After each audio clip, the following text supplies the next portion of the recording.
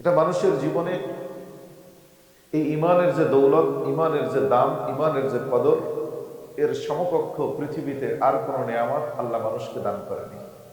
সুবহানাল্লাহ। একজন মানুষ যে ইমান পেল, এরপরে যদি পৃথিবীতে সে আর কিছু নাও পায়, তাহলে তার কোনো আফসোস থাকার কথা না, যদি সে ইমানের কদর বোঝে, ইমানের মূল্যায়ন যদি সে বুঝে।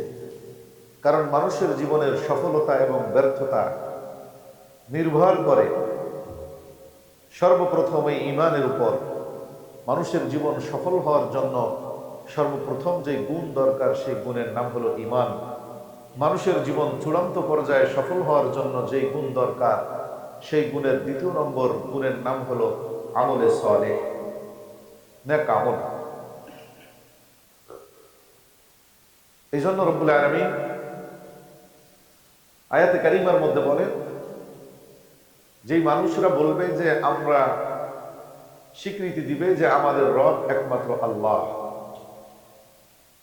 সুম্মাস্তাকামু, এই কথা বলার পরে এই কথা থেকে দূরে সরে যাবে না, এই কথার উপরে অটল এবং অবিচল থাকবে মৃত্যু পর্যন্ত। কোন পর্যন্ত? মৃত্যু পর্যন্ত। সুম্মাস্তাকামু তাতানাজ্জালু আলাইহিমুল মালাইকা, এমন ইমানদার যখন মৃত্যুর শয্যায় শায়িত হয়ে যাবে, মৃত্যুর বিছানায় যখন সে পৌঁছে যাবে, এই ইমানদারের সফলতার সুসংবাদ নিয়ে আকাশ থেকে 500 ফেরেশতার জামাত আল্লাহ নাজিল করবে। তাতানাজ্জালু আলাইহিমুল মালাইকা, ফেরেশতারা এসে কি করবে? ফেরেশতারা বলবে, আল্লাহ তাখাফু ওয়া লা তাহজানু ওয়া আবশিরু বিল জান্নাহ আল্লাতী কুনতুম তুআদুন। ফেরেশতারা বলবে, আল্লাহ তাখাফু, হে ঈমানদার, তোমাদের কোনো ভয় নাই, তোমার কোনো টেনশন নাই, তোমার কোনো চিন্তা নাই। আল্লাহ তাখাফু ওয়া লা তাহজানু, আর দুনিয়ার অতীত জীবন নিয়ে তোমার কোনো আফসোস নাই, তোমার কোনো হতাশা নাই। সুবহানাল্লাহ। আল্লাহ তাখাফু ওয়া লা তাহজানু, আখিরাতের জীবন নিয়ে তোমার কোনো ভয় নাই, তোমার কোনো শঙ্কা নাই, দুনিয়ার জীবনের ব্যাপারে তোমার কোনো হতাশা নাই, তোমার কোনো টেনশন নাই। আবশিরু বিল জান্নাহ, বরং তুমি জান্নাতের সুসংবাদ নিয়ে তারপরে দুনিয়ার থেকে কবরের দিকে রওনা করো। কিসের সুসংবাদ? জান্নাতের সুসংবাদ। এই যে ফেরেশতারা আসবে, কেন? মৃত্যুর সময় মানুষের টেনশন আছে না নাই? বলেন তো, টেনশন আছে না নাই? আম্মা জান আয়েশা সিদ্দিকা রাদিয়াল্লাহু তাআলা আনহা বর্ণনা করেন, মৃত্যুর কষ্ট থেকে বাঁচার জন্য স্বয়ং রাসূল করিম সাল্লাল্লাহু আলাইহি ওয়াসাল্লাম তিনি যখন মৃত্যুর সম্মুখীন হয়েছিলেন, তখন আমি তাকে দেখেছি, তার পাশে একটি পানির পাত্র ছিল।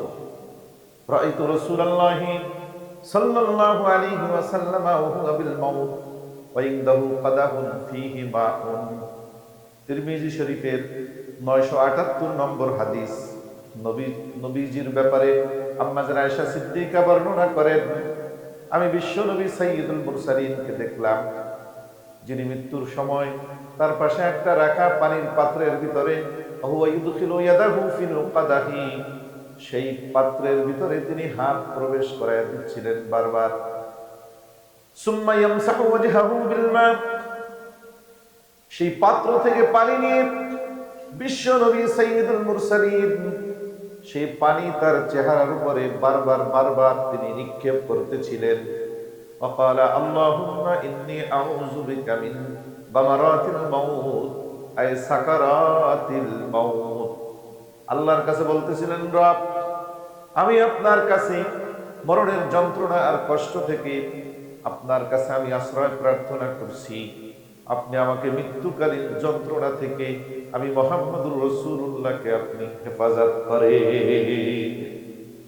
আমার ভাইরা, যদি মোহাম্মদ রাসূলুল্লাহ মৃত্যুর কষ্ট থেকে আল্লাহর কাছে আশ্রয় প্রার্থনা করা লাগে, তাহলে আপনি এবং আমি আমাদের মতো মানুষকে মৃত্যুর সময়ের সেই কষ্ট থেকে আল্লাহর কাছে আশ্রয় প্রার্থনা করার দরকার আছে না নাই?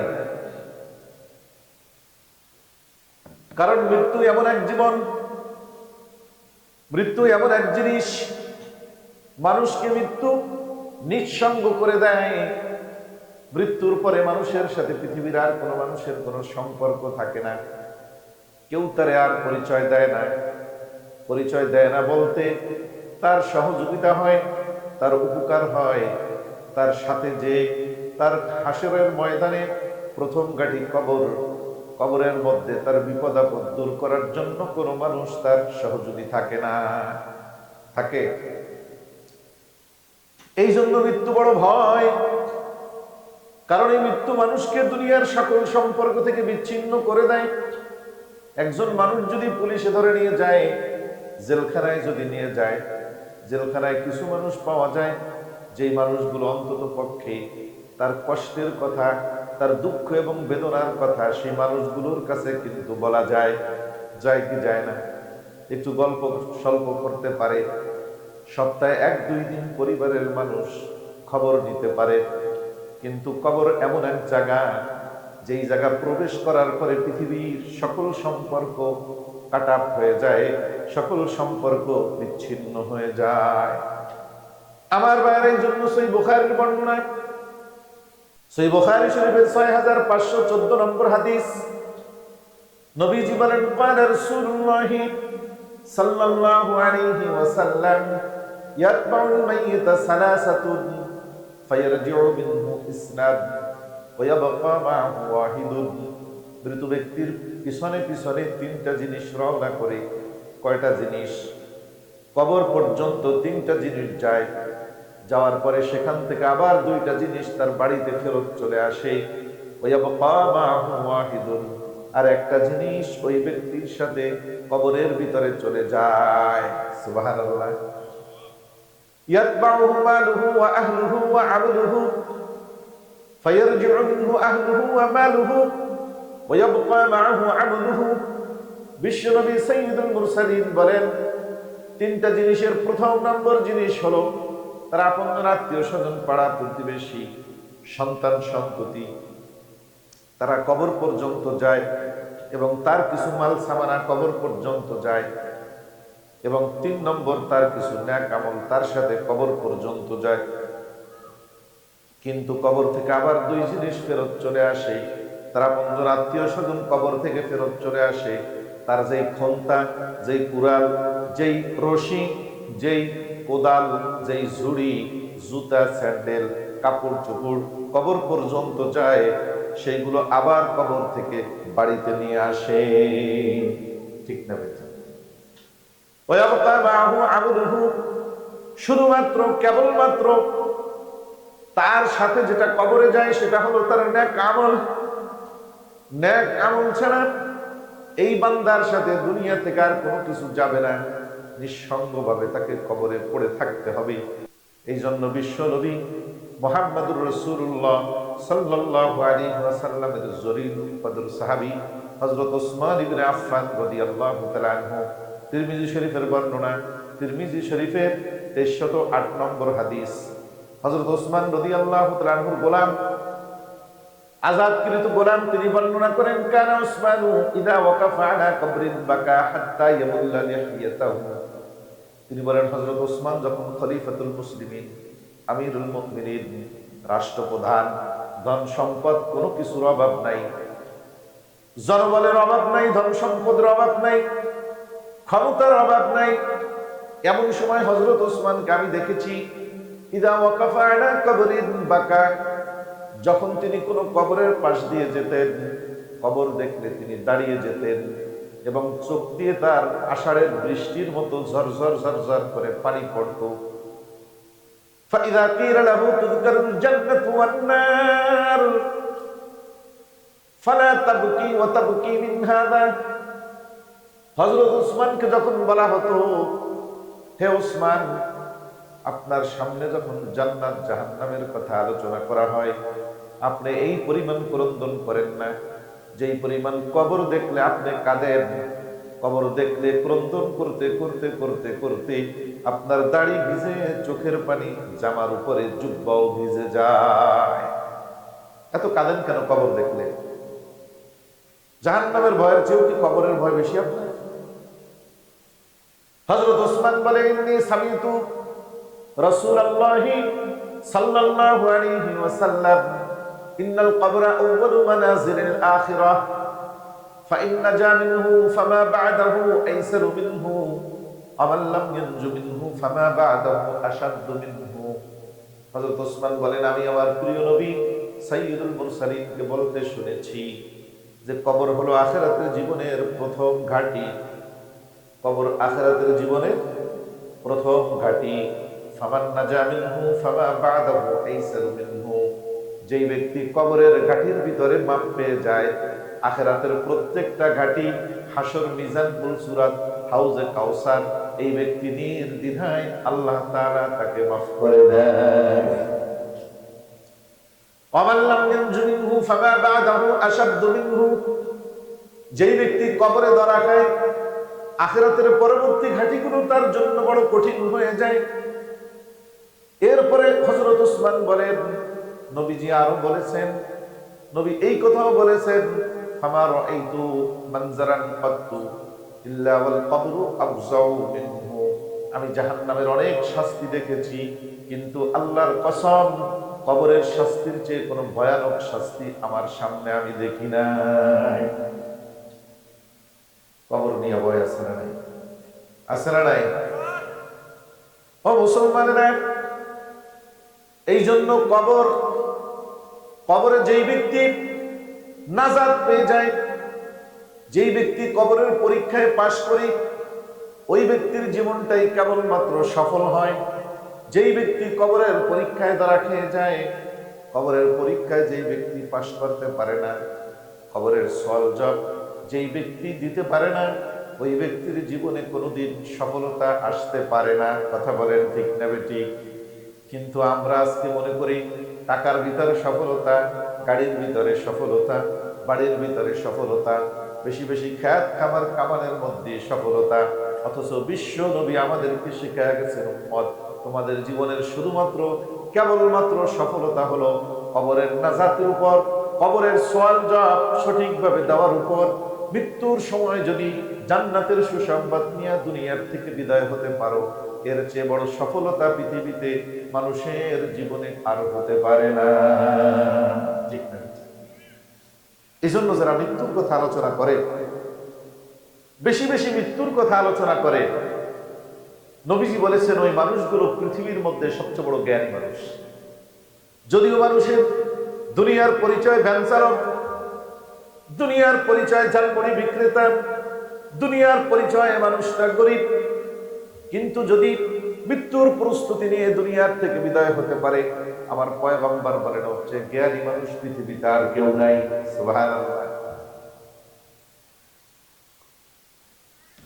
হযরত ওমর ইবনে আব্দুল আজিজ, হযরত আব্দুল্লাহ ইবনে ওমর, তিনি বর্ণনা করেন, ইবনে মাজার হাদিস, ইবনে মাজার 4259 নম্বর হাদিস। হযরত আব্দুল্লাহ ইবনে ওমর বলেন, কুনতু মা'আন নবী সাল্লাল্লাহু আলাইহি ওয়াসাল্লাম ফাজা রাজুলুন মিনাল আনসার ফাসাল্লামা আলান নবী সাল্লাল্লাহু আলাইহি ওয়াসাল্লাম। আমি নবীজির সাথে ছিলাম, হঠাৎ করে একজন মানুষ আনসারী সাহাবী বিশ্ব নবীর দরবারে হাজির হয়ে গেল। হাজির হয়ে নবীজিকে সালাম করলো।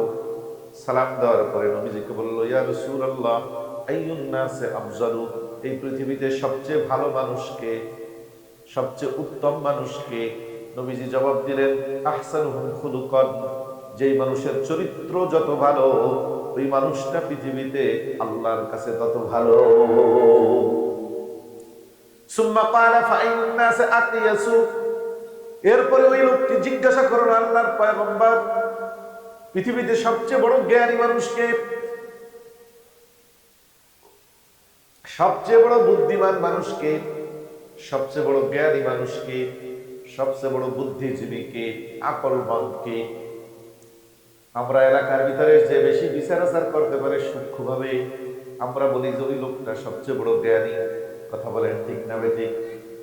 যে বড় অফিসার, আমরা মনে করি বিশাল বড় শিক্ষা অর্জন করেছে, এখন সরকার তাকে বিসিএস ক্যাডারের কারণে তাকে বিসিএস ক্যাডারের কোঠায় ওসি বানায় দিয়েছে, ডাইরেক্ট এসপি বানায় দিয়েছে। লোকটা বড় জ্ঞানী, ঠিক না ঠিক? অল্প পুঁজি নিয়ে ব্যবসা আরম্ভ করেছিল, অল্প দিনের মাথায় ব্যবসা করতে করতে করতে করতে কোটি কোটি টাকা কামিয়ে ফেলেছে। মানুষটা বড় জ্ঞানী। এগুলা হলো আমাদের অবজারভেশন। আমাদের সমাজ অল্প সময়ে দুনিয়ায় যেই ব্যক্তি সফলতা অর্জন করতে পারে দুনিয়ার লাইনে, আমরা তাকে বড় জ্ঞানী মনে করি। কথা বলেন ঠিক না ঠিক? তাই না? কিন্তু যে ব্যক্তি দুনিয়ায় কিছু অর্জন করতে পারেনি, আমরা মনে করি এই লোকটা বেকার, ব্যর্থ, গরিব, খাটতে খাটতে মরে, দুনিয়ায় কোনো সফলতা পায় না, ওর জীবনের কোনো কি নাই, মূল্য নাই, কদর নাই। কিন্তু আমার ভাইরা, দোস্তারা, মুরব্বী বাবারা, বিশ্বনবী সাইয়্যিদুল মুরসালিন, যেই নবী গোটা বিশ্ব মানবতার মুক্তির দূত, যেই নবী গোটা বিশ্ব মানবতার টিচার এবং শিক্ষক, যেই নবীকে আমার আল্লাহ জ্ঞানের ৯৯ ভাগ দান করেছেন, আর ১ ভাগ গোটা দুনিয়ার সকল মাখলুকাতকে ভাগ করে দিয়েছেন। জোরে বলেন না সুবহানাল্লাহ। ওই নবী সাইয়্যিদুল মুরসালিন বলেন, ও আমার উম্মতেরা, শোনো শোনো। সাহাবী প্রশ্ন করলেন, ফাইয়ুন নাসি আকিয়াসু ইয়া রাসূলুল্লাহ, সবচেয়ে জ্ঞানী মানুষকে আপনি আমাকে বলেন। নবীজি বলেন, আকতারুহুম লিল মাউতি যিকরান ওয়া মা বা'দাহু ইসতি'দাদান। নবী বলেন, শোনো, সবচেয়ে বড় জ্ঞানী মানুষ হলো ওই মানুষ যে বেশি বেশি বেশি বেশি জীবিত থাকতে মৃত্যুর কথা আলোচনা করে এবং স্মরণ করে, আর মৃত্যুর পরবর্তী জীবনের জন্য দুনিয়ায় সুন্দর করে জীবন যাপন করে। আমার ভাইরা, দোস্তারা, এইরকম একজন মানুষ, যদিও নাকি তার জীবনে টাকা নাই, পয়সা নাই, গাড়ি নাই, বাড়ি নাই, কিন্তু রবের কাছে তার মর্যাদা আছে না নাই? হযরত আনাস ইবনে মালিক রাদিয়াল্লাহু তাআলা আনহু এমন একজন সাহাবীর ঘটনা বর্ণনা করেছে, যে মদিনার মধ্যে বসবাস করত। মানুষজন তাকে বিচার টিচার করার জন্য ডাকতো না, মানুষ তাকে বড় পণ্ডিত মনে করত না, মানুষ তাকে বড় জমিদার মনে করত না, সম্পদশালী মনে করত না। হঠাৎ করে বিশ্বনবী একদিন তাবুকের যুদ্ধের জন্য রওনা করে গেলেন। মদিনাতুল মুনাওয়ারা থেকে ৯৫০ মাইল দূর। হযরত আনাস ইবনে মালিক বলেন, কুনতু মা'আন নবী সাল্লাল্লাহু আলাইহি ওয়াসাল্লাম বিতাবুক ফাতালাতিশ শামসু বিশুআইন ওয়া দিয়াইন ওয়া নূরিন লাম নারাহা তালাত বিহি ফীমা মাযা ফাজাআ জিবরাঈলুন নবী সাল্লাল্লাহু আলাইহি ওয়াসাল্লাম ফাকালা ইয়া রাসূলাল্লাহ ইন্না যাকা মুআবিয়াতুল লাইসি মাতা বিল মদিনাতিল মুনাওয়ারাতিল ইয়াওম فبعث الله تعالى 70,000 من الملائكة يصلون عليه سبحان الله। আমার ভাইরা, মনোযোগ দিয়ে বুঝবেন। হযরত আনাস বলেন, একদিন ওই তাবুকের ময়দানে থাকা অবস্থায় সকালবেলা সূর্য উঠলো। এমন জাত সূর্য আমার জীবনে অতীতে কোনোদিন দেখি নাই। সূর্য প্রচন্ড বেগে আলো নিয়ে সকালবেলায় উঠছে। হঠাৎ করে দেখি জিবরিল ফেরেশতা বিশ্ব নবীর কাছে এসে গেছে। এসে বলে, আল্লাহর পয়গম্বর, আপনার একজন গরীব সাহাবী আছে মদিনাতুল মুনাওয়ারায়, হযরত মুআবিয়াতুল লাইসি, তিনি আজকে ইন্তেকাল করেছে। জোরে বলেন না সুবহানাল্লাহ। হে আল্লাহর রাসূল, ফাবাআসাল্লাহু তাআলা ৭০,০০০ মিনাল মালায়েকা, ওই গরীব সাহাবীর ইন্তেকালের পরে রব্বুল আলামিন তার জানাজার নামাজ পড়ার জন্য আকাশ থেকে ৭০,০০০ নূরের ফেরেশতা আমার আল্লাহ পাঠিয়ে দিয়েছে। ৭০,০০০ নূরের ফেরেশতা আল্লাহ পাঠিয়ে দিয়েছে। ফায়ুসাল্লুনা আলাইহি, আল্লাহ বলে দিয়েছে, ও ফেরেশতারা যাও যাও যাও, আমার প্রিয় বান্দা, আমার গোলাম মুআবিয়াতুল লাইসি মদিনাতুল মুনাওয়ারায় ইন্তেকাল করেছে। গরিব মানুষ, তার জানাজায় গিয়ে শরীক হও, তার জন্য তোমরা দোয়া করো, তার জন্য মাগফিরাত কামনা করো। আমার বান্দার সম্মান প্রদর্শন করার জন্য আমি তার উপর সন্তুষ্ট হয়ে তোমাদেরকে জমিনের মধ্যে পাঠিয়ে দিলাম। সুবহানাল্লাহ। আমার ভাইরা, দোস্ত, আমার বিশ্বনবী হযরত জিবরিলকে জিজ্ঞাসা করে, লিমাযা ইয়া জিবরাইল আলাইহিস সালাম, হে জিবরিল, কোন আমলের কারণে আমার মুআবিয়াতুল লাইসির জানাজায় রব ৭০,০০০ ফেরেশতা পাঠিয়ে দিলেন, কোন আমলের কারণে? হযরত জিবরিল বলেন, ইয়া রাসূলুল্লাহ, আমলটা বেশি বড় না, একটা আমল আছে তার। সেইটা কি? বলে, কলিজার ভিতরে রবের মহব্বত আছে। জোরে কন্যা সুবহানাল্লাহ। হুয়া রাজুলুন ইয়াকসুরু কুল হুয়াল্লাহু আহাদ বিল-লাইলি ওয়ান-নাহার, দিন-রাত ২৪ ঘন্টা সব সময় যখন তিনি সুযোগ পেতেন, ছোট্ট একটা সূরা আছে, সূরা ইখলাস, আপনারা সকলেই পড়তে পারেন। কুল হুয়াল্লাহু আহাদ আল্লাহুস সামাদ লাম ইয়ালিদ ওয়া লাম ইউলাদ ওয়া লাম ইয়াকুল লাহু কুফুয়ান আহাদ। এই সূরাটা তিনি পাঠ করতেন, আর তিনি বলতেন, এই সূরার মধ্যে আমার রবের আলোচনা, আমার রবকে বড় ভালোবাসি। এই রবের ভালোবাসা নিয়ে যখনই নফল নামাজে দাঁড়াতেন, সূরা ইখলাস দিয়ে নফল নামাজ পাঠ করতেন। যখনই সুযোগ পেতেন, সূরা ইখলাসের তেলাওয়াত করতেন, সূরা ইখলাসের পাঠ করতেন, আর বলতেন, আমি আমার রবকে মহব্বত করি, আমি আমার রবের মোলাকাতের আশা করি, আমি আমার রবকে ভালোবাসি। মুসলমান ভাইরা রে, বিশ্ব নবীজি বলেন, তিরমিজি শরীফের ২৩০৯ নম্বর হাদিস, ক্বালা রাসূলুল্লাহ সাল্লাল্লাহু আলাইহি ওয়াসাল্লাম, মান আহাব্বা লিকা আল্লাহি আহাব্বাল্লাহু লিকাআহু ওয়া মান কারিহা লিকা আল্লাহি কারিহাল্লাহু লিকাআহু।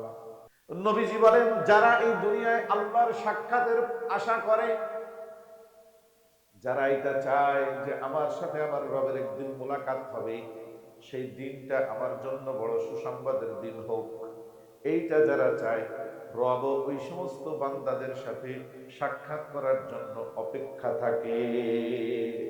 সুবহানাল্লাহ। যারা এটা পছন্দ করে না, রবের সাথে মোলাকাতকে অপছন্দ করে, বিশ্বনবী বলেন, রব ওদের সাথে মোলাকাত করাটাকে অপছন্দ করে। এই জন্য রবের সাথে মোলাকাতের একটা দিন আপনার এবং আমার জীবনে আসবে নাকি আসবে না, বলেন তো দেখি মুসলমান, আসবে নাকি আসবে না? ওই দিনের যে প্রস্তুতি নেওয়া, ওই দিনের জন্য দুনিয়ায় বসে চিন্তা ফিকির করা, এটাই হলো এই দুনিয়ার মধ্যে সবচেয়ে বড় জ্ঞানের কাজ, আকলের কাজ, বুদ্ধির কাজ। জোরে বলেন না ঠিক না বেঠি? টাকা না থাকলেও কোনো অসুবিধা নাই, পয়সা কম থাকলেও কোনো অসুবিধা নাই, যদি রবের মহব্বত অন্তরে যদি ঢুকানো যায়, এই মহব্বতই বান্দার জীবনের সবচেয়ে বড় চূড়ান্ত সফলতা হবে। জোরে বলেন না সুবহানাল্লাহ। সবচেয়ে বড় সফলতার কারণ কেন? যাদের সাথে রবের সম্পর্ক নাই, পরিচয় নাই, রবকে চিনে না, কোরআনুল কারীমে আল্লাহ রাব্বুল আলামিন বলেন, কিয়ামতের কঠিন মুসিবতের সময় ওই সমস্ত মানুষ যদি আল্লাহকে প্রস্তাব দেয়, আল্লাহ, তোমার উপর ঈমান আনতে পারি নাই, সরিষা বরাবর ঈমানও আমরা আনি নাই, তোমার সাথে কুফরি করেছি, আজকে তোমাকে এই আকাশ থেকে জমিন পর্যন্ত ফাঁকা জায়গাটা স্বর্ণ দিয়ে ভরে দিতে চাই, তুমি আমাকে জাহান্নাম থেকে নাজাত দাও। আল্লাহ বলবেন, ফালাই ইউকবালা মিন আহাদিহিম মিলউল আরদি যাহাবান ওয়ালা বিফতাদা বিহি। আকাশ থেকে জমিন পর্যন্ত গোটা দুনিয়াটা যদি স্বর্ণ দিয়ে ভরে দাও, বান্দা, তোমার মধ্যে আমার নিম্নতম পরিচয় না থাকার কারণে, ঈমান না থাকার কারণে এই গোটা দুনিয়ার স্বর্ণের বিনিময়ে তোমাকে জাহান্নাম থেকে, জেলখানা থেকে মুক্তি দেওয়া যাবে না। কিন্তু বিশ্ব নবী বলেন, যদি সামান্য পরিবার সরিষা বরাবর ঈমান নিয়ে কেউ দুনিয়ার থেকে যায়, সহিহ বুখারী শরীফের বর্ণনা, বুখারী শরীফের 22 নম্বর হাদিস, নবীজি বলেন ক্বালা রাসূলুল্লাহি সাল্লাল্লাহু আলাইহি ওয়াসাল্লাম ইয়াদখুলু আহলুল জান্নাতিল জান্নাতা ওয়া আহলুন নারিন নার। জান্নাতীরা যখন জান্নাতে চলে যাবে, জাহান্নামীরা যখন জাহান্নামে চলে যাবে, একদিন আল্লাহর পক্ষ থেকে ঘোষণা আসবে, আখরিজু মান কানা ফি কলবিহি মিসকালু হাববাতিন মিন খারদালিন মিনাল ঈমান।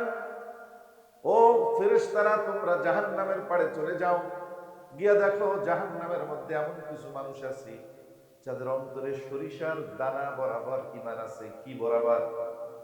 সরিষার দানা বরাবর ঈমান আছে। আখরিজু আখরিজু আখরিজু, আমার এই গোলামগুলোকে টোকায়া টোকায়া টোকায়া টোকায়া জাহান্নাম থেকে নিয়ে আসো। ফায়খরুজুনা কদ ইসওয়াদু ফায়ুলকাউনা ফি নাহরিল হায়াত। বিশ্ব নবীজি বলেন, ওই সময় মানুষগুলোকে সরিষার দানা বরাবর ঈমান, শুধুমাত্র আল্লাহকে আল্লাহ হিসাবে বিশ্বাস করেছিল, যথাযথ ইবাদত বন্দেগী করে নাই, হারাম থেকেও বাঁচে নাই, এই অবস্থায় দুনিয়ার থেকে চলে গেছে, শিরক আর কুফর করে নাই।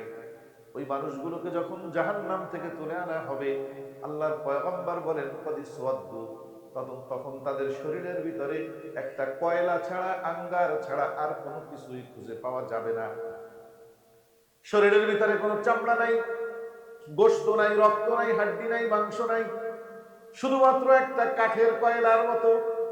ফায়ুলকাউনা ফি নাহরিল হায়াত, জান্নাতের সামনে একটা নহর প্রবাহিত থাকবে, যেই নহরের নাম হলো নাহরুল হায়াত। নবীজি বলেন, ওই জাহান্নামী কালো কয়লাগুলোকে ওই নহরুল হায়াতের মধ্যে ফেলে দেওয়া হবে। ফায়াস্তামবিতুন কামা তামবুতুল হিব্বাতু ফি জানিবিস সাইর। ওই কয়লাগুলো সেখান থেকে এমন ভাবে তরুতাজা হয়ে চন্দ্রের মতো চেহারা হয়ে উজ্জ্বল হয়ে ভেসে উঠবে, যেরকম নদীর পাড়ে পলিমাটির ভিতরে একটা দানা যখন রোপণ করা হয়, সেখান থেকে একটা দানা অঙ্কুরিত হয়, গাছ জ্বালায়, পরিষ্কার সুন্দর সুজলা সুফলা, তার গায়ের ভিতরে যেমন কোনো স্পট থাকে না, ঠিক তেমনি ভাবে ওই ইমানদারের দেহটা ওই নহর থেকে ডুব দিয়া ওঠার পরে তার গায়ের ভিতরে কোনো ধরনের স্পট থাকবে না। এই যে একটা সামান্য ইমানের বিনিময়ে নাজাত দিয়া দিল, এইটা দেখে কাফের মুশরিকরা সুসজ্জিত করে, প্রতিদিন তওবা করে করে করে করে অতীতের জীবনের গুনাহগুলোকে আল্লাহর কাছ থেকে মাপ নিয়ে নেয়। এইরকম ব্যক্তি যখন মৃত্যুর শয্যায় শায়িত হয়ে যায়, রব্বুল আলামিনের পক্ষ থেকে জান্নাতের সুসংবাদ দেওয়ার জন্য তার ঘরের ভিতরে 500 ফেরেশতা আকাশ থেকে নাজিল হয়ে যায়। বিজুল ওয়াজুহ কাআন্না ওয়াজুহাহুমুশ শামস। ওই ফেরেশতাদের চেহারাটা কেমন? বিশ্বনবী বলেন, এক একটা ফেরেশতার চেহারা আকাশের এক একটা সূর্যের সমপরিমাণ আলোকিত হয়। এইরকম ফেরেশতারা তার ঘরের ভিতরে আসে। মাহুম কাফানুম মিন আকফানিল জান্নাহ ওয়া হুনুতুম মিন হুনুতিল জান্নাহ। তাদের সাথে জান্নাতের কাফন নিয়ে আসে। দুনিয়ার আপনজনেরা বাজারে দৌড় দেয় কাফন আনার জন্য, দেহের মাপ নেয়, দেহের মধ্যে কাফন পরিধান করার জন্য ইমাম সাহেবের কাছে যায়, দৌড়ঝাঁপ করে। আর আকাশের ফেরেশতারা জান্নাতের গোডাউন থেকে জান্নাতের কাফন নিয়া, জান্নাতের আতর নিয়া ওই বেটার বাড়িতে হাজির হয়ে যায়। আমার ভাইরা দোস্তারা, মাসনাদে আহমদের 18534 নম্বর হাদিস, নবীজি বলেন, হাত্তা ইয়াজলিসুনা মিনহু মাদ্দাল বাসার। ওই 500 ফেরেশতা ওই মৃত্যু ব্যক্তির দৃষ্টি সীমার চতুর্দিকে বসে যায়। ঘরের ভিতরে, বারান্দার ভিতরে, আঙ্গিনার ভিতরে, বাড়ির মধ্যে বিভিন্ন জায়গা তারা বসে পড়ে। বসে বসে তারা তাকে সুসংবাদ দিতে থাকে। হাত্তা ইয়াজলিসুনা মিনহু মাদ্দাল বাসার সুম্মা ইয়াজিউ মালাকুল মাউত। এই সুসংবাদ দেওয়ার পরে এরপরই হযরতে মালাকুল মাউত আলাইহিস সালাম, হযরতে আজরাইল আলাইহিস সালাতু ওয়াস সালাম তার বাড়িতে অবতরণ করে। সুবহানাল্লাহ। আজরাইল আইসা কি করে? মুমিন মুত্তাকি ব্যক্তির মাথার পাশে বসে। কোথায় বসে বলেন তো? হাত্তা ইয়াজলিসা ইনদা রাসিহি। হযরতে মালাকুল মাউত আজরাইল আলাইহিস সালাম মাথার পাশে বসে যায়। সুম্মা ইয়াকুলু, আইয়াতুহান নাফসুত তাইয়্যিবা উখরুজি ইলা মাগফিরাতিন মিনাল্লাহি ওয়া রিদওয়ান। আজরাইল ফেরেশতা মাথার কাছে বৈশা অত্যন্ত সম্মান দিয়া, শ্রদ্ধা জানাইয়া, ভালোবাসা প্রদর্শন করে মহব্বতের সুরে বলতে থাকে, আইয়াতুহান নাফসুত তাইয়্যিবা, হে পবিত্র আত্মা, পরিচ্ছন্ন আত্মা, যেই আত্মা আল্লাহর নাফরমানির সাথে সংমিশ্রণ হয় নাই, যখনই কোনো গুনাহ হয়ে গেছে রবের দরবারে চোখের পানি দিয়ে আত্মাকে পরিশুদ্ধ করে ধুয়ে ফেলেছে। সুবহানাল্লাহ। হে পবিত্র আত্মা, উখরুজি ইলা মাগফিরাতিন মিনাল্লাহি ওয়া রিদওয়ান, তুমি বের হয়ে আসো, তোমার রবের দুইটা পুরস্কার তোমার জন্য অবধারিত হয়ে আছে। জোরে কন্যা সুবহানাল্লাহ। তোমার জন্য দুইটা পুরস্কার আছে। দুই পুরস্কার নেওয়ার জন্য এই দেহের ভিতরে থাকলে আর হবে না, এই দেহ থেকে তোমাকে বের হওয়া লাগবে। জোরে কন্যা সুবহানাল্লাহ। উখরুজি, বের হও, ইলা মাগফিরাতিন মিনাল্লাহি ওয়া রিদওয়ান, তোমার রবের দুইটা পুরস্কারের প্রথম পুরস্কার হলো তোমার জন্য তোমার রব ক্ষমা ঘোষণা করে দিয়েছে। দুই নম্বর পুরস্কার হলো তোমার রব তোমার উপরে সন্তুষ্ট হয়ে গিয়েছে। জোরে বলেন না সুবহানাল্লাহ। যেই ফেরেশতা আজরাইল কষ্ট দিবে, সেই ফেরেশতা যদি এরকম মহব্বতের সাথে সুসংবাদ দেয়, তাকে আর মৃত্যুর সময় তার কোনো ভয় আছে? বলেন, ভয় আছে? এজন্য আমার ভাইরা, দোস্তায়বা, যখন ফেরেশতা আজরাইল ডাক দিয়া বলে, উখরুজি ইলা মাগফিরাতিন মিনাল্লাহি ওয়া রিদওয়ান, বের হয়ে আসো তোমার রবের সন্তুষ্টির দিকে, ক্ষমার দিকে, ক্বালা ফাতাখরুজু তাসিলু কামা তাসিলুল কাতরাতু মিনাস সিকা। বিশ্বনবী বলেন, ওই সময় রূহটা, ইমানদার মুমিনের রূহটা এমন ভাবে বের হয়ে যায় যেরকম নাকি একটা পানির পাত্র থেকে যদি তোমরা পানি ঢেলে দাও, এই যে আমার হাতে একটা পানির বোতল আপনারা দেখছেন, এই পানিটা ঢেলে দিলে পানিটা একেবারে সহজে পড়ে যায়, নাকি কলাম থেকে দুধ বের করার মতো জোরে জোরে টানা লাগবে, নাকি এমনি পড়বে? এই যে পড়ে যাবে। নবীজি বলেন, এই পানির বোতল থেকে, পানির কলসি থেকে পানি ঢেলে দিলে যেরকম নরমালে পড়ে যায়, ওই ইমানদারের রুহুটা, মুমিন মুত্তাকির রুহুটা, যার সাথে রবের সম্পর্ক আছে, তার রুহুটা ওই রকম ভাবে সহজে বের হয়ে যায়। জোরে বলেন না সুবহানাল্লাহ। আমার ভাইরা, দোস্তায়বা, রব তার গোলামের উপর কত বেশি দয়ালু, কত বেশি দয়ালু। আমরা মনে করছি আল্লাহর ওলি হওয়ার জন্য জীবনে দুনিয়াদারি সব ছেড়ে দেওয়া লাগবে, এটা আমরা ভাবি। কথা বলেন ঠিক না বেঠিক? এই হাদিসটা এই পর্যন্ত রইল। আর একটা হাদিস শোনেন, তারপরে এই হাদিসটা বলে আমাদের আলোচনা শেষ। বিরক্ত হয়ে যাচ্ছেন কি আপনারা? শেষ পর্যন্ত এই হাদিসটা শেষ করলে আলোচনা শেষ। মাঝখানে ছোট্ট একটা হাদিস বলার প্রয়োজন মনে করছি। সেই বুখারীর বর্ণনা, বুখারী শরীফের 3470 নম্বর হাদিস আছে একটা। বিশ্বনবী বলেন, ক্বালা রাসূলুল্লাহ সাল্লাল্লাহু আলাইহি ওয়াসাল্লাম, কানা ফি বনি ইসরাঈল রাজুলুন ক্বাতালা 99 ইনসানান। বনি ইসরাঈলের মধ্যে একজন ব্যক্তি ছিল, সে এক দুইটা করতে করতে 99টা পর্যন্ত খুন করে ফেলছে। কয়টা খুন করছে? আমরা মনে করি যে আল্লাহর দয়া পাইতে হইলে মনে হয় দুনিয়াদারি সব বাদ দিয়ে জঙ্গলে যাওয়া লাগবে, এটা মনে করি না? আমরা মনে করি না? আমার ভাইরা, দোস্তায়বা, কিন্তু বাস্তবতা কিন্তু এরকম না। রব শুধুমাত্র মানুষের দিলের চাহিদা দেখে। মানুষ যতটুকু প্রস্তুতি নেয় রবের দিকে অগ্রসর হওয়ার জন্য, রব তার চেয়ে কোটি গুণ বেশি বান্দাকে রহমতের দিকে আগায়া দেয়। এবার 99টা খুন করার পরে ওই যুবক ফাখরাজা ইয়াসআলু, এলাকার ভিতরে বের হয়ে গেছি, মানুষের কাছে জিজ্ঞাসা করি। ফাতারা হেবান, হঠাৎ করে একদিন একজন বড় মাপের আলেম, বড় ইমাম তার কাছে চলে গেল। হালমিন তাওবাতিন, যে বলে, হুজুর, আমার জন্য তওবার কোন দরজা খোলা আসেনি? যেই তওবার দরজা দিয়ে আমি আমার রবের সন্তুষ্টি হাসিল করতে পারি, এমন কোন তওবার দরজা যদি খোলা থাকে আমাকে ওই দরজাটা দেখায় দেন।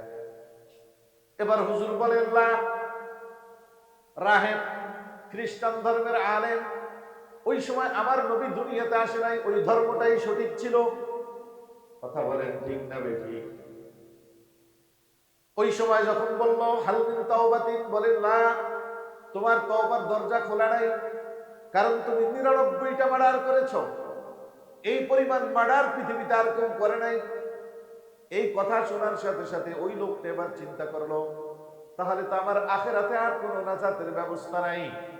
যদি আখেরাত আমার শেষ হয়ে যেই থাকে, জাহান্নাম যদি আমার কনফার্ম হয়, তাহলে দুনিয়ায় একটা নাম কামায়া যায়, অন্তত মার্ডারটাকে 99 থেকে 100 পুরাইয়া সেঞ্চুরি কইরা যায়। ফাকাতালাহু, বিশ্বনবী বলেন, এবার ওই হুজুরকে, ওই কতলকারী, হত্যাকারী, খুনি হুজুরকে দুনিয়া থেকে বিদায় করে দিল। বলেন তো কাজটা কি ভালো করছে না খারাপ? খারাপ করছে না?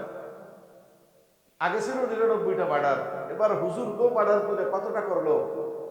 100 মার্ডার করলো। সে কি আল্লাহর রহমতের কাছে গেল নাকি আর দূরে সরলো? দূরে সরলো। এবার তারপরে আবার ফাজআলা ইয়াসআলু, এই 100 মার্ডার করার পরেও তার দিলের ভিতরে একটা সুপ্ত প্রতিভা ছিল তওবা করার জন্য। কথা বলেন ঠিক না ঠিক? তওবার রাস্তা না পেয়ে একজন আলেমকে হত্যা করে দিল, কিন্তু সেই দিলের আগুন আবার প্রজ্বলিত হলো। দিলের ভিতরে চিন্তা আসলো, হায় করলাম কি, 99টা মার্ডার করার পরে তওবা করতে গিয়ে আরেকটা মার্ডার করলাম, এবার তো অপরাধ আরো বেড়ে গেল। তাহলে দেখি অন্য কোথাও গিয়া রবের সাথে মোলাকাতের কোনো রাস্তা খুঁজে পাইনি। জোরে বলেন না সুবহানাল্লাহ। আমার ভাইরা, দোস্ত আমার, মুসলিম শরীফের হাদিস, নবীজি বলেন, হাদিসে কুদসি 6698 নম্বর হাদিস, নবীজি বলেন, যেই ব্যক্তি মান তাকাররাবা মিন্নি শিবরান তাকাররাবতু ইলাইহি জিরান, আমার যেই গোলাম আমার দিকে 1 বিঘাত অগ্রসর হয়, আমি ওর দিকে 1 হাত অগ্রসর হই। ওমান তাকাররাবা ইলাইয়া জিরান তাকাররাবতু ইলাইহি বা'an, যেই ব্যক্তি আমার দিকে 1 হাত অগ্রসর হয়, আমি তার দিকে 4 হাত অগ্রসর হই। ওমান আতানি ইয়ামশি আতাইতুহু হারবালাতান, যেই বান্দা আমার দিকে হেঁটে হেঁটে আসে, আমি তার দিকে দৌড়িয়ে গিয়ে তাকে ধরি। সুবহানাল্লাহ। এবার বান্দা যখন রাস্তায় বের হয়ে গেল, ফাকাল লাহু রাজুলুন ইতি কুরিয়াতা কাযা ওয়া কাযা, রাস্তায় এক ব্যক্তি তাকে বলে দিল, ভাই টেনশন করো না, চিন্তা করো না, তুমি 100 মার্ডার করছো, অসুবিধা নাই। আমার মনে হয় অমুক গ্রামে একজন বড় মাপের আলেম আছে, যার ইলম কালাম আছে, জ্ঞান বুদ্ধি আছে, আমল আছে, বুজুর্গ মানুষ, তুমি তার কাছে চলে যাও, অবশ্যই অবশ্যই তোমার তওবার দরজা পেয়ে যাবে। আমার ভাইরা, দোস্ত আবার, এবার ওই মার্ডার কেসের আসামি 100 খুন করার পরে নিজের বাড়ি থেকে বের হয়ে গেল তওবার দরজা খোঁজার জন্য, যেই দরজা দিয়ে আমার রবের সাথে আমার কিছুটা পরিচয় হবে, আমার রব আমাকে গুনাহ ক্ষমা করবে, আমি তার সন্তুষ্টি চাই, আমি তার রহমত চাই, আমি তার মাগফিরাত কামনা করি, এই নিয়ত করে বাড়ি থেকে বের হয়ে গেল। নবীজি বলেন, শেষ পর্যন্ত ওই বাড়িতে পৌঁছতে পারলো না। নিজের বাড়ি থেকে কিছু দূর যাওয়ার পরেই ওই ব্যক্তির মৃত্যু হয়ে গেল। ফাআদরাকাহুল মাউতু ফানা বিসাদরিহি নাহবাহা, ওই দিকে যখন রওনা করলো, রওনা করার পরে কিছুক্ষণ হাঁটার পরেই ওই ব্যক্তির রূহ বের হয়ে গেল, হযরতে আজরাইল হাজির হয়ে গেল। সুবহানাল্লাহ। বলেন তো দেখি, এত বড় মাপের আসামি, 100 মার্ডার কেস, এখনো তওবাও করতে পারে নাই, হুজুরের বাড়ি পর্যন্ত যেতে পারে নাই। এই ব্যক্তির মৃত্যুর সময় আমরা জানি, মুমিন হলে জান্নাতের ফেরেশতা আসে, নাফরমান হলে জাহান্নামের ফেরেশতা আসে। কিন্তু বিশ্ব নবী বলেন, ফাখতাসামাত ফিহি মালাইকাতুর রাহমাতি ওয়া মালাইকাতুল আযাব, এই ব্যক্তির ইন্তেকালের পরে জান্নাতের ফেরেশতাও আসছে, জাহান্নামের ফেরেশতারাও আসছে। শুধু ফেরেশতা আসে নাই, 2 ফেরেশতা আইসা 2 গ্রুপ এবার লাগছে মারামারি। ফাখতাসামাত মানে ঝগড়া। কি লাগছে? কি ঝগড়া? জান্নাতের ফেরেশতা কয়, আমাকে লোক দিয়ে দাও, আর জাহান্নামের ফেরেশতারা কয় যে বেটা মামু বাড়ির আপনার 100টা মার্ডার কেসের আসামি দিয়ে দাও। দেখবেন আমাদের দেশে অনেক সময় আসামি ধরতে আসছে পুলিশ, পুলিশ দারোগা এসে আসামি একটা ধরছে। চেয়ারম্যান লোক পাঠাইছে, গাই যাই চেয়ারম্যান সাহেব কইছে সাইডে দিতে, চেয়ারম্যান সাহেবের লোক আছে না নাই, আছে না নাই। এবার পুলিশ কয় থানায় নিয়ে যাবো, চেয়ারম্যানের লোককে নেওয়া যাবে না। লাগেনি ঝগড়া, লাগেনি আমার ভাইরা দোস্তা। আবার ঝগড়া যখন এবার লেগে গেছে, উভয় পক্ষের ফেরেশতারা, আল্লাহ পাক রব্বুল আলামিন ফেরেশতা জিবরিলকে বলে, জিবরিল ফায়সালা দিয়ে আসো। জিবরিল বলে, আল্লাহ কি ফায়সালা দিব? বিশাল বড় নাফরমান একটা মারা গেছে, 100 মার্ডারের আসামি। আল্লাহ বলে, ও জিবরিল, তোমরা তো তার মার্ডার দেখছো, 100 মার্ডার করছে, কিন্তু 100 মার্ডার করার পরেও তার দিলের ভিতরে আমি রবের একটু মহব্বত জাগ্রত হয়েছে, ওইটা তোমরা দেখো নাই। সুবহানাল্লাহ। মিয়ানে আশিক ও মাশুক চিরঞ্জিস, কিরামান কাতিবিন রাহাম খবর নিস। বান্দার সাথে দিলের সাথে বান্দার দিলের সাথে আল্লাহর সাথে যে মহব্বতের সম্পর্ক, এই সম্পর্কটা দুনিয়ার কোন মানুষ তো দূরের কথা, কিরামান কাতিবিন পর্যন্ত খবর রাখে না। রাখে? আমার ভাইরা দোস্ত, এবার ফেরেশতা জিবরিলকে আল্লাহ বলেন, জিবরিল যাও, যা ফয়সালা দাও। যে লাশটা যেখানে আছে, ক্ষেতের মাঝখানে পড়ে আছে, এই গ্রামটা, এই ডাকাইতের গ্রামটা আর ওই হুজুরের গ্রামের মাঝখানে যে রাস্তা ক্ষেতের মধ্য দিয়ে গিয়েছে, যেখানে গিয়ে লাশটা পড়ে আছে, ওই জায়গা থেকে ওই গ্রামের তওবার বাড়ি, যেটা যেখানে গেলে সে তওবা করতে পারতো, ওই হুজুরের বাড়িটাও মাপ দাও, আর তার নিজের বাড়িটাও ওই লাশ থেকে মাপ দাও। যেই বাড়িটা কাছে সেই বাড়ির হুকুম হবে, অর্থাৎ যদি তওবার বাড়িটা যদি কাছে হয়ে যায় তাকে জান্নাত দিয়ে দাও, যদি নিজের গুনার বাড়িটা পাশে হয়ে যায় তাকে জাহান্নামে তোমরা পাঠায়া দাও। সুবহানাল্লাহ। এখন জিবরিল ফেরেশতা কয়, মনে মনে কয়, আল্লাহ আবার মাপার কি আছে, ওই যে দেখা যায় ওর বাড়ি কেবল বাইরে 2 মিনিট আসছে, হুজুরের বাড়ি যাইতে লাগবে আরো 3 ঘন্টা, হুকুম দিয়ে দিলেই তো হয় যে জাহান্নামে ফেলায়, মাপলে তো এইটাই আইব ফলাবো, কথা কন না কেন? কিন্তু আমার আল্লাহ বলে, ও জিবরিল তুমি জানো না, তুমি যাও যাও, ফয়সালা কি হয় তুমি দেখো। বিশ্বনবী সাইয়্যিদুল মুরসালিন বলেন, আল্লাহ জিবরিলকে পাঠাই দিয়ে জমিনকে আল্লাহ হুকুম দিয়ে দিছো, জমিন আজকে আমি যেই বিচারটা করব, এই বিচারটা একটু পার্সিয়ালিটি করা লাগবে। জোরে কন্যা সুবহানাল্লাহ। দুনিয়ার মানুষের জন্য পার্সিয়ালিটির বিচার জায়েজ নাই, ইনসাফের বিচার করা লাগে। কিন্তু বান্দার সাথে যদি আল্লাহ ইনসাফ করে, বান্দার রক্ষা নাই। ইনসাফ মানে হলো যা প্রাপ্ত তাই দেওয়া। আমাদের সাথে যদি আল্লাহ ইনসাফ করে, আমরা যা পাই তা যদি আমাদেরকে দেয়, আমরা সব জাহান্নামে যাওয়া ছাড়া কোনো গতি নেই। কথা বলেন। এই জন্য আল্লাহর জন্য পার্সিয়ালিটি করা জায়েজ আছে, সাপোর্ট করা জায়েজ আছে। আল্লাহ যদি তার বান্দার অন্তরে তার সামান্য ভালোবাসা দেখে, বান্দার আমল অনেক খারাপ হওয়া সত্ত্বেও ওই বান্দাকে আল্লাহ পার্সিয়ালিটি কইরা জাহান্নাম থেকে বাঁচায়া দেয়। কথা কি বুঝতেছেন? এবার বিশ্বনবী বলেন, ফাআওহাল্লাহু ইলা হাযিহি আন তাকাররাবি ওয়া আওহাল্লাহু ইলা হাযিহি আন তাবাদি। এবার আল্লাহ ওই এলাকার জমিনকে হুকুম দিয়ে দেয়, হে জমিন, চোরের বাড়ি থেকে তার লাশ পর্যন্ত যেই জমিনটা আছে, এই জমিনকে আল্লাহ ডাকাইতের খুনির বাড়ি থেকে তার লাশ পর্যন্ত যে জমিনটা আছে তাকে বলে, তুই পিছে সর, বড় হ। সুবহানাল্লাহ। ওই পাশে তওবার গ্রামে যাইতে যেই রাস্তাটা আছে, ওই রাস্তাটাকে আল্লাহ হুকুম দিয়ে দেয়, তুই কাছে আয়। সুবহানাল্লাহ। বিশ্বনবীজি বলেন, এবার যখন মাপ দেওয়া আরম্ভ হলো, ফেরেশতারা মনে করছে, জাহান্নামের ফেরেশতারা খুশি হয়ে গেছে, বাড়ি তো ওইটাই কি হবে, দূরে হবে, এই গুনাহটা কাছে হবে, জাহান্নামের ভাগীদার হয়ে যাবে, আমরা পেয়ে যাব। জান্নাতের ফেরেশতাদের মনটা একটু খারাপ কিনা বলেন তো দেখি। তারা ভাবছে, হায় আমরা তো লোকটারে নিতে পারবো না, কারণ ফায়সালা দেশে কে? আল্লাহ। কিন্তু জমিনকে যে আল্লাহ হুকুম দিছে ফেরেশতারা জানেনি না? জানে না? জানে? জানে না। আমার ভাইরা দোস্ত,